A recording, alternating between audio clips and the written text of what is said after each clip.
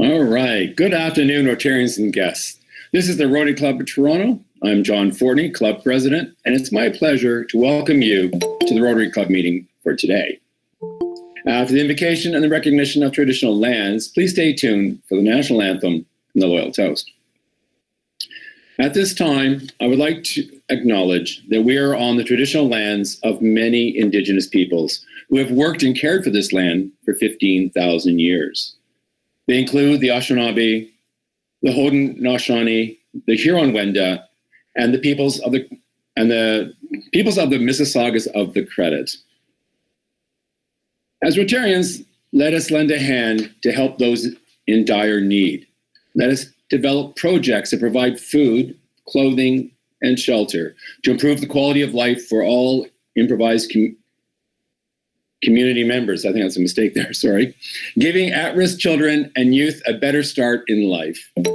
Let us lend a hand to reach out to people of all cultures, races, and religions of the world. Let us lend a hand in our vocations to uphold high ethical standards and encourage others to do the same. Thank you. Now the national anthem. Please stand if you would like.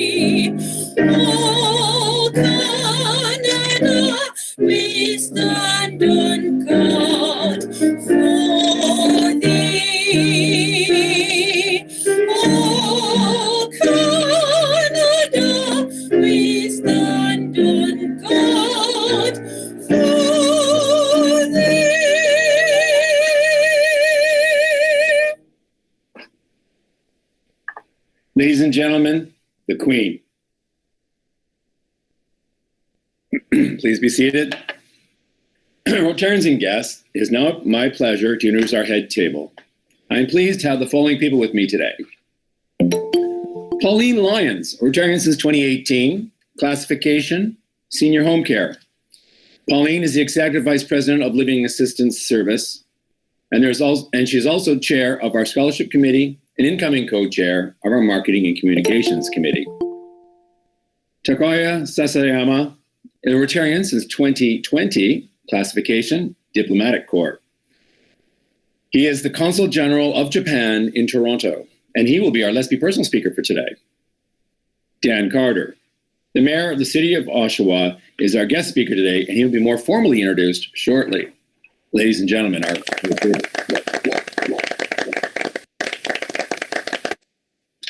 for our virtual meetings, we do not have official monitors to introduce visiting Rotarians and guests, so I will proceed.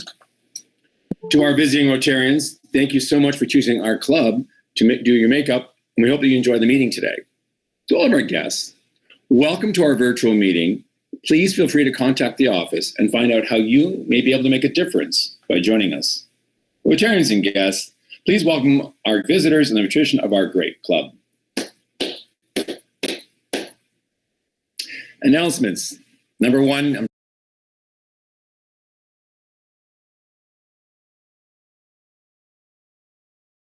be aware that at these virtual Rotary meetings, that if you have your video camera on, you may show up on YouTube, Google Meet, recordings, or on the live streaming. We ask that when you have your camera on, you present a professional image, have your lunch earlier, please, and be aware of what's going on in the background when your camera is on. If you do not wish to appear, please turn off your video. We will not be able to edit you out later. And a second note, we've noticed that people are being accidentally removed from the meetings. If you click on a person's picture during Google Meet, you may accidentally remove them from the meeting. So please be careful and refrain from doing that. Thank you so much. Pauline Lyons is up next with a couple of diversity messages she would like to share with you. Pauline? Thank you, President John.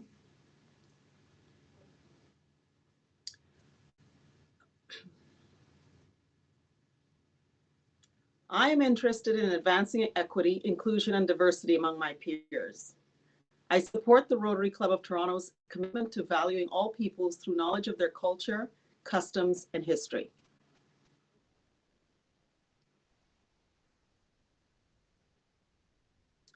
Melody Dixon could not be with us today, but I am pleased to offer her statement. We all bring something different to the table based on our lived experiences and backgrounds. So let's celebrate and embrace our differences. Together, we are stronger. Thank you, Pauline. Now it's time for our Let's Be Personal speaker, and it's my pleasure to pass the agenda over to Consul General Sasayama-san. Sasayama-san, over to you. Thank you, President John, and hello, fellow Rotarians and friends.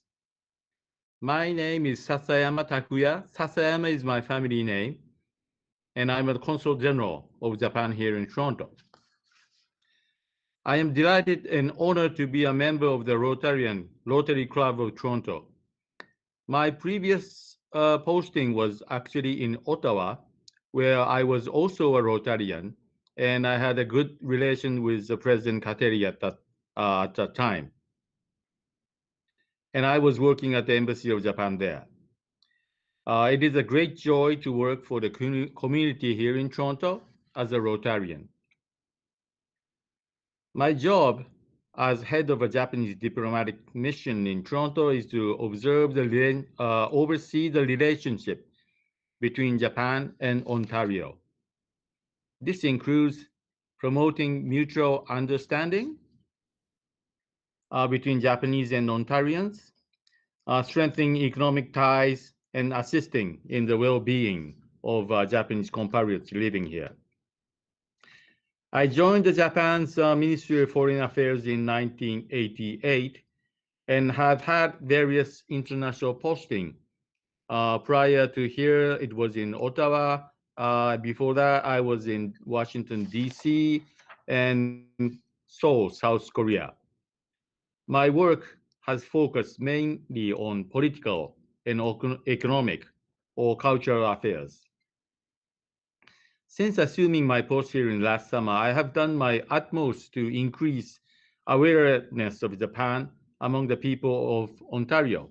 For instance, as you see in the video, last month I published an op-ed piece in Toronto Star outlining the various benefits of Japan and Canada bring one another together. If you want to take a look, I'm happy to share with you later. I also have informed Japanese business of such opportunities as the advanced research being conducted here in Ontario universities. I have also made Canadian government officials aware of the potentiality of advantages of working with Japanese cooperation in the development, for example, local infrastructure. Well, beside my work as a diplomat, my area of interest include various sports such as golfing and skiing, as well as spending the outdoors observing local animals and wildlife. Please visit my Consul General's office website, and I shoot out the every Friday actually. I post a photo series named Animal Ontario Fridays. My recent interest is that many of you have enjoyed the sakura tree or the cherry blossoms in High Park. Actually, it has a long history of Japanese with Torontonians. It was donated first in 1959 from the people of Tokyo to commemorate the gratitude for Torontonians who warmly welcome those who have to evacuate, for example, from Vancouver during the Second World War internment. But cherry blossom has lifespans. They are going to extinguish after 60 or 70 years. So now it's a time for the High Park cherry blossoms to be replanted or do some maintenance. So I'm thinking of doing some work together with the Toronto City Council. Well, in any event, I'm looking forward to work with you and getting to know with you all, and I'm looking forward to work together with you. Thank you so much for giving me this opportunity today. Thank you. And back to you, President John. Thank you, Sasayama-san. If any members wish to get on the list, and let's be personal, please contact Don Bell. As you hear every week, we get to know our members more and more, whether they be members, newer members, or members have been with us for a long time. And it's just wonderful, especially since we can't meet in person. It's wonderful at least to get to know each other as we're doing this virtual. Now our guest speaker introduction, and it is my pleasure to be host to our speaker today. I will skip through most of the formal bio because you can read that in the voice. I will read a couple of his awards, which are quite impressive. But any of you who know, whenever I introduce a member, I'd rather do it personally. Mayor Dan was, those of you that have been president or will be president, there's a thing called PETS, President-elect Training, that we go through, and it's every month from January till April. And I got to do 2 in person before COVID hit, and Dan was our guest presenter for PETS 1, and his story just blew me away, as it did everyone in the room. And it's just absolutely inspirational. I wanted him to come and give his story to us. I know all of you would just absolutely love hearing from him, and will learn. And it's not just his story, it's his way of telling it. He just has such a comfortable and uplifting approach, and when he speaks, you just feel it. And I'm so thrilled that he has agreed to come speak to us today. I will mention that Dan's leadership and contributions have been widely recognized, and he's received several honors and awards for his work, including the Business Person of the Year by both the Whitby Chamber of Commerce and the Greater Oshawa Chamber of Commerce, the KMH Courage to Come Back Award, the Paul Harris Fellow, which we all know, and the Queen's Golden and Diamond Jubilee Medals. In 2011, Dan was conferred a Doctor of Laws honoris causa by the University of Ontario Institute of Technology. So without further ado, it is my great pleasure to introduce to you Dan Carter, the Mayor of Oshawa.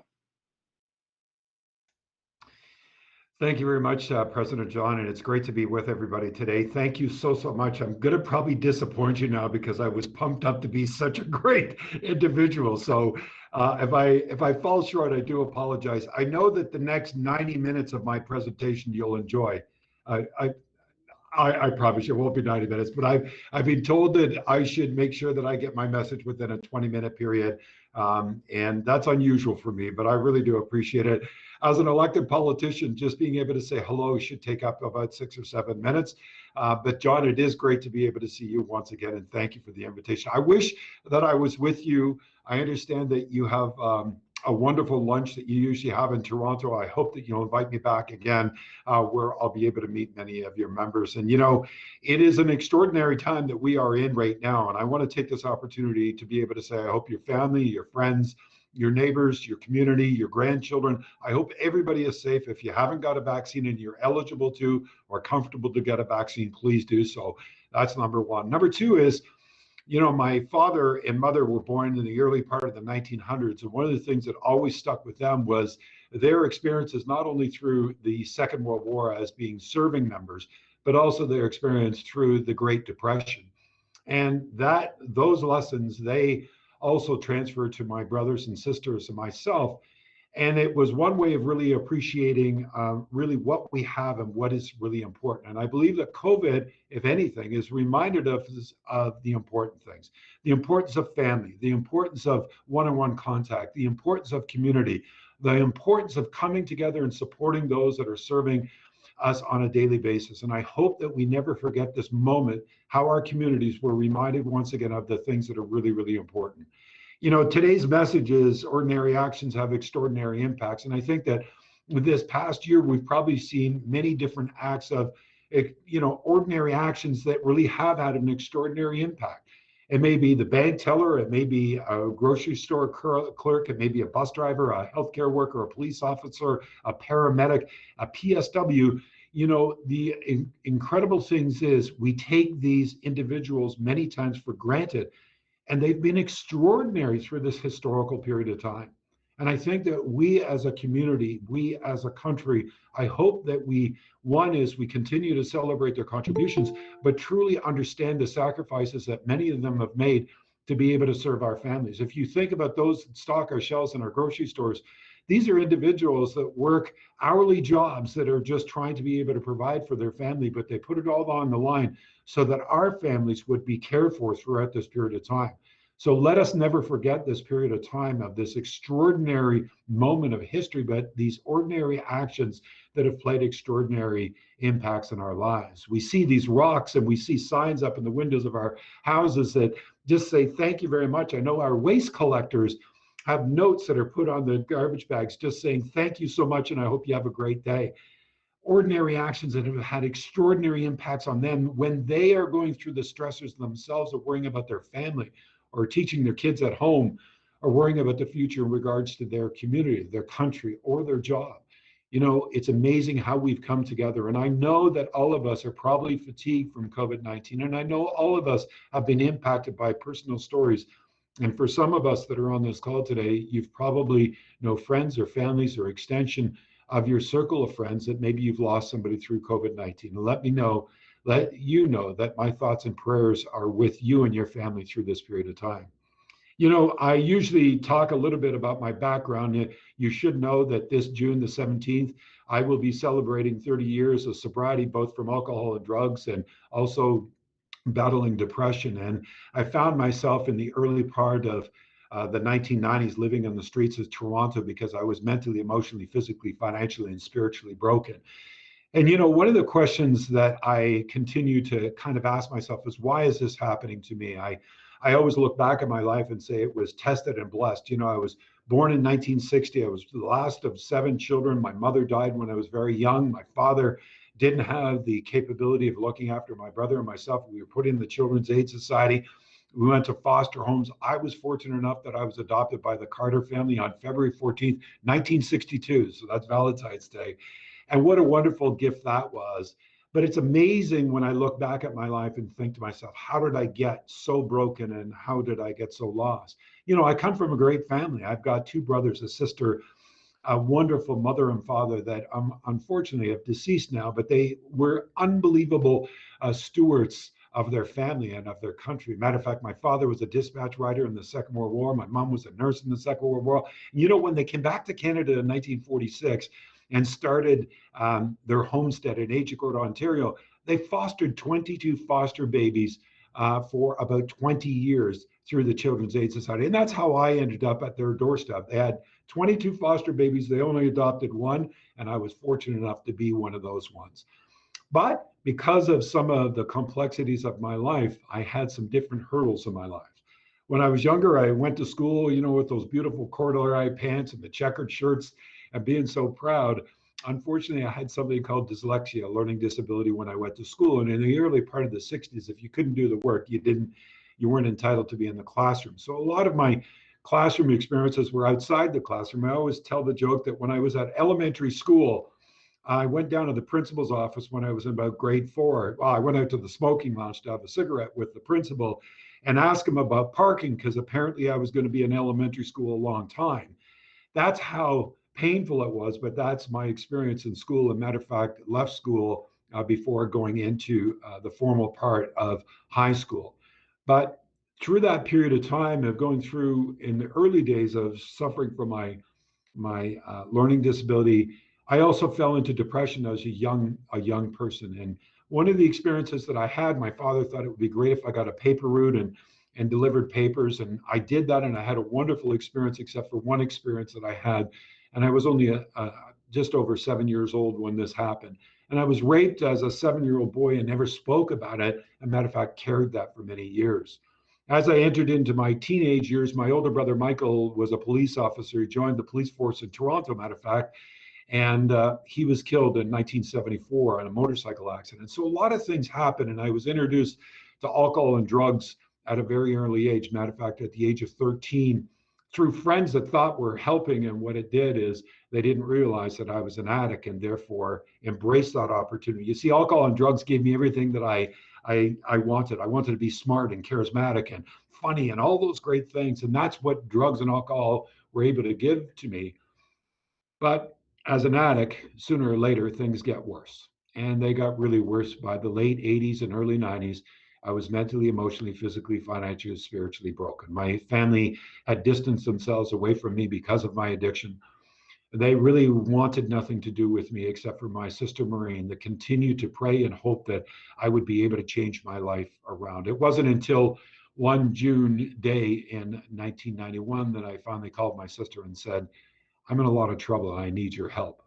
With her help and her guidance, I was able to get into a long-term treatment center that saw me be able to have the experiences of talking about the hurdles that I had in my life and coming to terms with them. But there was 3 different events that have changed my life dramatically. I guess one is having the opportunity to be able to go into a rehabilitation program and really deal with the issues of my life and really deal with them first and foremost. But one of the most amazing events happened when I was in counseling. One of those ordinary actions that had an extraordinary impact. There was a counselor that I went to my very first AA 12-step group. I was in the hospital for about 3 months before I had the opportunity to be able to join the meetings. And part of that was that when you go to these meetings, you have to participate. So there was about 26 of us in this meeting. And I had to stand up for the very first time. And 2 things that really happened is I had to stand up and say, my name is Dan Carter. I'm a severe alcoholic and drug addict.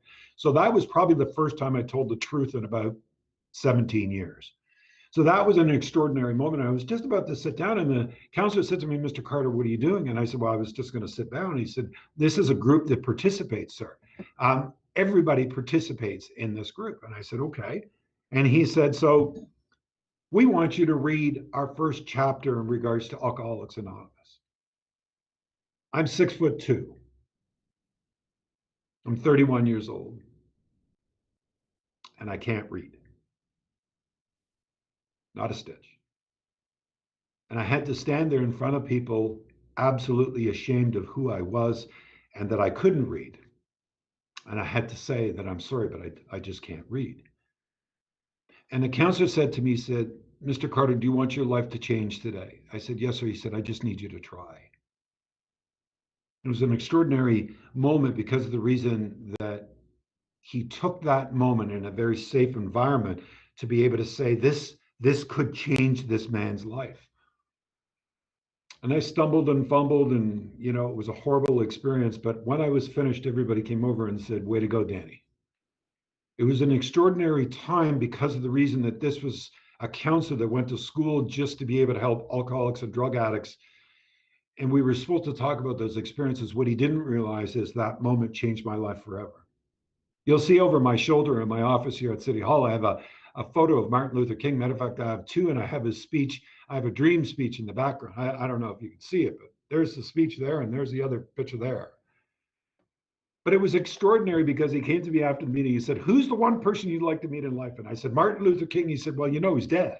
I said, "Well, you didn't qualify it, did you? You just said, who would you like to meet?" I said, "Martin Luther King." He said, "Well, let me see what I could do." And about a week later, he came in and he said, "Dan, I want you to meet a friend of mine." And he had the autobiography of Martin Luther King in his hand. And he said, "Martin Luther King, meet my friend Dan Carter. Dan Carter, meet my friend Martin Luther King." You see, he changed the perception of how I looked at reading. Instead of being ashamed, he made me curious, and he challenged me to be able to pick that book up and continue to read it on a daily basis. That was almost 30 years ago, and it changed my life forever.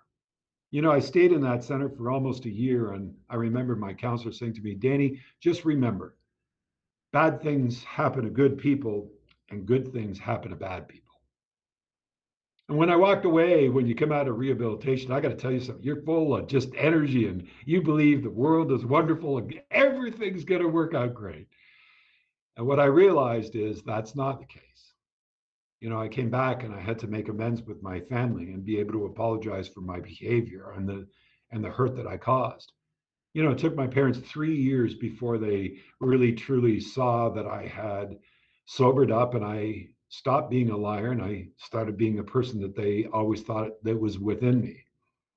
And you know, things were pretty good for about the first year, 9 years of my sobriety, until May of 2000 when I got a phone call from my brother that was a staff sergeant in Toronto to inform me that my sister Maureen, that saved my life, made a decision to end her life. It was devastating to me. You know, I've always asked this question, why is this happening to me? And I continue to look at my life and say, why would I be taken away from my family? And why was I put in adoption? And why was I raped as a young boy? And why did, you know, I lose my brother Michael? And why did I have all these hurdles and struggles? And why did I become an alcoholic and a drug addict? And now why would I lose the one person that really believed in me and saved my life? And then I read a book. It was called Man's Search for Meaning by Viktor Frankl. And if you haven't read that book, you absolutely have to read that book. And it was about his experiences in the concentration camps in the Second World War. And he talked about hope and being able to stay alive and seeing purpose in life. And he has this quote in the book that says this: "We have to stop saying, why is this happening to me? And we have to say, what does my life expect of me?" You see, when I read that, I clearly understood for the very first time that I wasn't being punished for who I was. I believe that I was being equipped with all of these experiences so that I could help others. And you know what happened is I find myself in this office, in this city, that has an opiate crisis that is hitting every city across this country. We have people that are suffering with mental health. We have individuals that live in poverty. We have young people that have lost hope and faith in society and about the future. I've had to have the opportunity to be able to speak to people that have lost loved ones through suicide or through addiction. Matter of fact, after this call today, I have a call with a family that is seeking assistance because of the reason that their child is an opiate addict. And they know that the mayor of the great city of Oshawa is a recovering addict. You see, I believe that I was equipped with all of these events in my life so that I could serve at this level, so that I could actually be the face of those things in my community, so that people felt comfortable saying, me too, I need help, I'm broken, my kids are broken, how are we going to be able to work together? I have dedicated myself as a public servant in a very short period of time. I've only been an elected official for 6 years, going on to my 7th year, and of course, going into hopefully re-election next year. And I've been given this honor to be able to represent a city that has seen many hurdles and hardships and changes and challenges and poverty. And the leader of their city is somebody that is so broken, but is so willing to be able to serve. There's a great guy that I'm going to refer to as I wrap up my comments, because I'm watching my time clock here. And I was introduced to him probably about 15 years ago. His name was Bill Strickland. And Bill Strickland has a book called From Impossible to Possible. He runs an organization in the United States called Manchester Bidwell, and he set up this education center in the worst part of Philadelphia and in Pittsburgh area. And he set up this education center so that he would be able to create a place where people would be educated and lifted out of poverty and built on self-esteem and really give them the tools to be able to succeed. I saw this guy speak. You got to see him. Matter of fact, you can see him on YouTube. He's just a fantastic speaker. Comes from a brokenness and just has accomplished so much. And I was at this conference and I phoned him. I had to phone him. I said, listen, I just saw you speak and you are incredible. And you did this education center. He built this beautiful education center in the worst part of the neighborhood, $30 million plus. He spent beautiful glass and flowers and original art and a cafeteria and a music center. And I thought, this is fantastic. I need to do this in Oshawa. So I phoned him up and I said, Bill, this is Dan Carter from Oshawa. He said, where is Oshawa? I said, well, it's just outside of Toronto. And he knew where Toronto was, but not Oshawa. And I said, listen, I just heard you speak, and I think if I could do the same thing right here in Oshawa, I think we could do some amazing things. He said, then you got to do it. I said, but I don't have $30 million. I'm a local television guy. I got 7 people that watch me every night on TV. I make $22,000 a year. I don't have $30 million. He said, is it on your heart? I said, absolutely. He said, then you have to do it. So I went down to Carea Community Health. It was called Oshawa Community Health Centre at the time. And I said to him, I got this great idea. We put an education center right here in the highest needs neighborhood in Oshawa. What we do is we feed kids after school. We have mentorship programs. We give them computers. We start a music program. We do all this stuff. And they went, this is great. I said, I know. And I said, I heard this guy, Bill Strickland, and he did it in there. And they said, this is fantastic. I said, yeah, I know. He said, how much do you think it'll cost to get started? I said, about $250,000. He said, so, do you have the check with you? I said, well, that's where I got a little bit of a hurdle.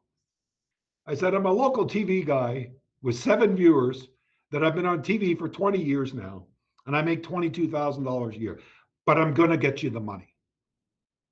So then I had to go home to my wife, Paula, and tell her what I've done. And I went home and I said, Paula, you wouldn't believe what I've come up with today. And she said, what's that? And I said, we're going to open up what's called the Hope Center of Learning. She said, oh, I like that. I said, I know. I said, it's after Bill Strickland and what he did. And this is what we're going to do. We're going to give computers and food and mentorship and music programs. We're going to do all these great things. We're going to change the face of poverty. We're going to pour into young people's lives. We're going to lift them out of poverty. We're going to do great things. She said, this is great. And I said, and I pledged $250,000. She said, what? I said, well, I pledged $250,000. She said, we don't have $250,000. I said, I know. She said, a little bit of a problem. I said, a lot of a problem. She said, what are you going to do? I said, I don't know. I said, I would get it. So we got to get it. So we created something called the Day of Hope and Leadership. And I got 6 of my friends that are outstanding speakers to come in. And we had this professional development day about ordinary actions and extraordinary impacts. And we raised over $1 million. And we opened our center. A broken individual coming from such checkered background.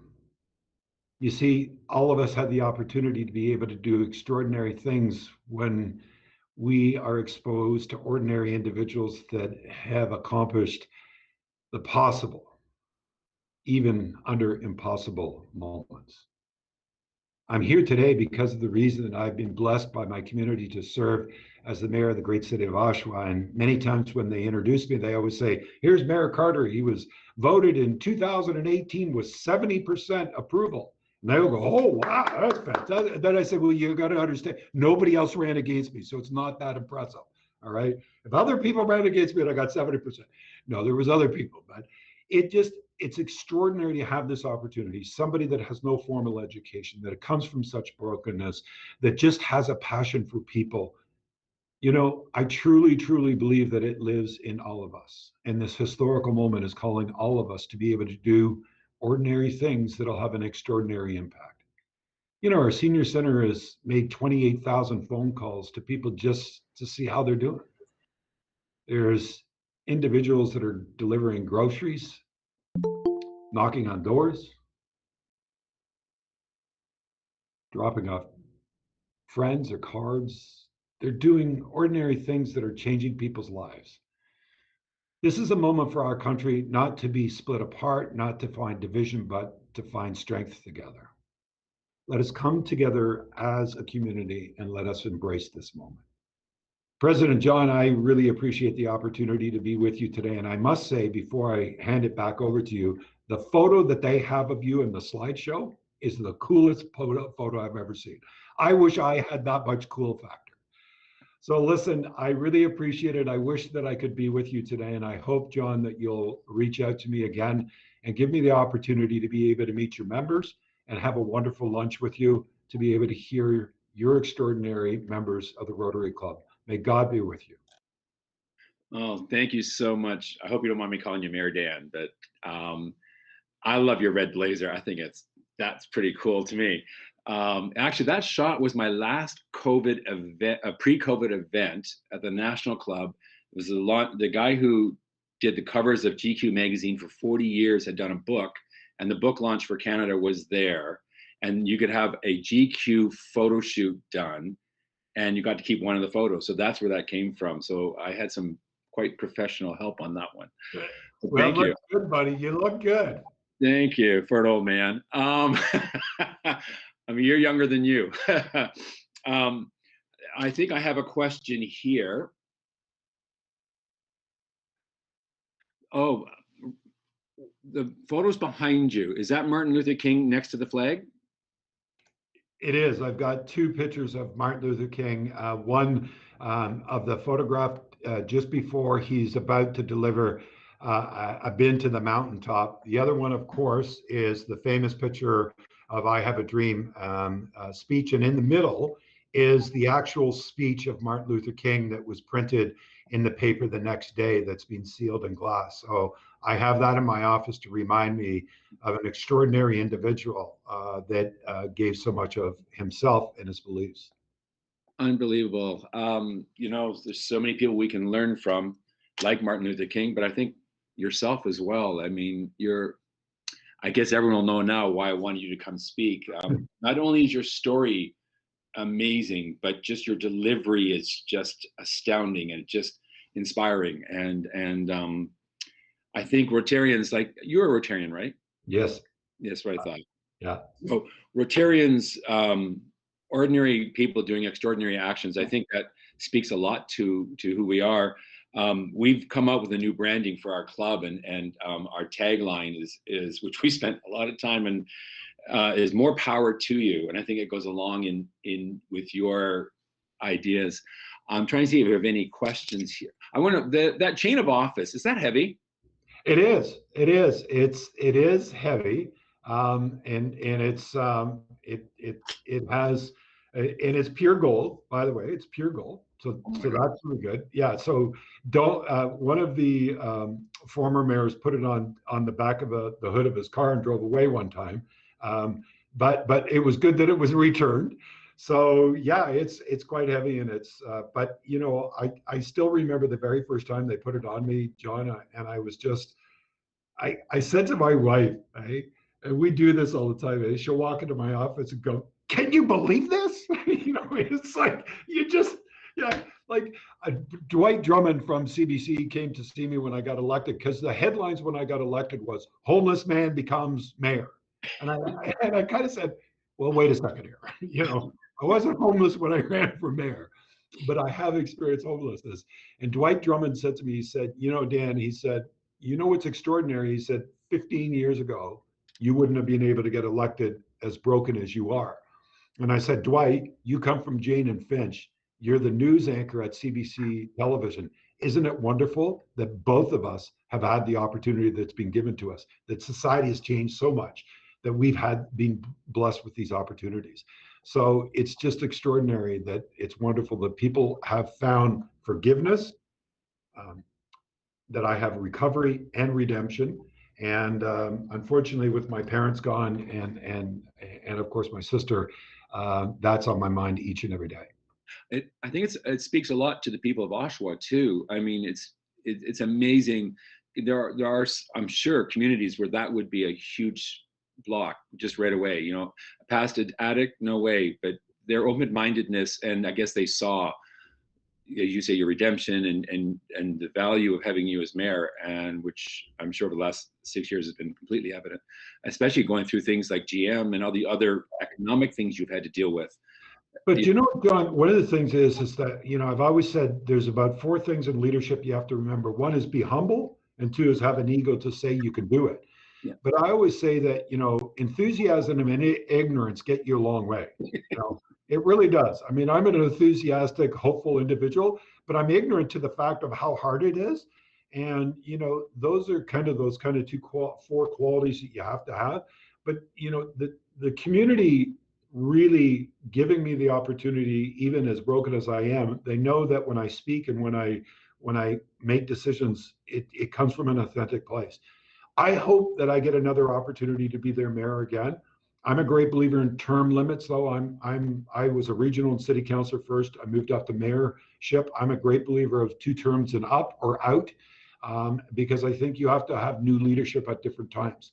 And so I'm a great believer of that, but I hope I get the opportunity again. And by the way, I've made mistakes throughout it, but one of the things that happened through the loss of the GM jobs, because of my relationship with GM and how we handled it, and talk about humbleness, we were at the table every week, and Jerry Dias and David Patterson, and Scott Bell, and Travis Hess, and everybody else came together. And one of the most extraordinary things happened was we kept a conversation going. And when that conversation kept on going, we found a pathway forward. And it's like hostage negotiations. As long as you keep on talking, there's always an answer waiting for you. And I see Don's been joined by his beautiful bride, I'm going to presume. Nadine, yes. Our lovely Nadine. Hi, Nadine. Someone's asking, are you still in touch with that counselor, that original counselor that changed your life? In Los Angeles, no. And unfortunately, he's no longer around. In the long run, that individual, that counselor, also struggled because he came from addiction, and unfortunately, he found his way back. And unfortunately, that hasn't happened. But I don't forget that moment, because it was the most embarrassing moment. And by the way, I read about 1,000 pages of reports a week now, but I have to work at it. I have to read things 3 or 4 times. I make a lot of notes. I still need a lot of help with it, but you know what? The only way to get better at it is keep on doing it. Yeah, I agree. And as you know, literacy is, amongst all the other things, is a huge pillar in Rotary, and it's something that we are strongly behind, and can't imagine what it would be like at 30 years old in that situation. And it's a good thing to hide until you're caught, I guess. And that's exactly, until you're caught. You know, I don't wear glasses, but apparently I wore a lot of glasses from the age of 7 to 30, right? Oh, I can't read it because I didn't bring my glasses. Yeah. Right. Well, I have to say, I think, judging by the smiles and the looks on the faces, that I can only see about 6 or 8 people, and there was 56 at one point, and we have more on YouTube. I'm pretty sure that your talk today has inspired, and I think perfect for the Rotary Club of Toronto, and you are most welcome back when we're in person. You know, one of our lunches at the National Club. We'd love to have you. Love to hear from you again. I got to tell you, if you got that GQ photograph there, I'll be there. I will. I may not be present by the time we meet again in person, but I will definitely host you. It'd be my pleasure. Thank you. In honor of the day you spoke to us, a donation has been made in your honor to Fife House. Fife House is a large provider of supportive housing and support services for people living with HIV/AIDS in the Greater Toronto Area. This past year, Fife House has served more than 750 individuals and families. Additionally, 300 individuals have been housed. This donation helps provide hope, help, and a home to the most vulnerable and marginalized members of our community. This donation was made in partnership with the Rotary Club of Toronto's Philanthropic Fund. Thank you very much.